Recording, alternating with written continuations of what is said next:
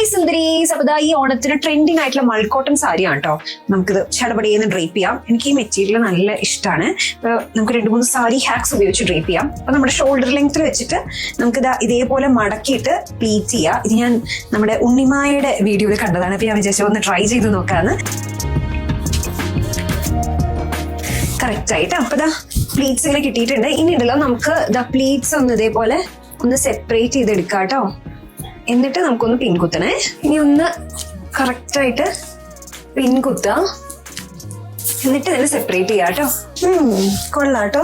ഇവിടേക്കൊന്ന് ready ആക്കണേ. ഇനി നല്ല correct ആവുള്ളൂ. ഇനി ഇവിടുത്തെ പ്ലീറ്റ്സ് ഒക്കെ ഒന്ന് റെഡി ആക്കിയിട്ട് ഈ സൈഡിലത്തെ പ്ലീറ്റ്സ് ഒന്ന് വരച്ച് നമുക്ക് താഴേക്കായിട്ടൊന്ന് കുത്താട്ടോ. ഇനി ഇവിടെ നിന്ന് ഓരോ പ്ലീറ്റ്സ് ആയിട്ട് നമുക്ക് എടുക്കാം.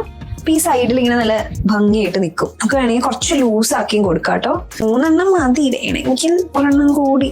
ഇനി നമുക്ക് ഇതിനെ ടക്കിങ് ചെയ്ത് വെക്കാം.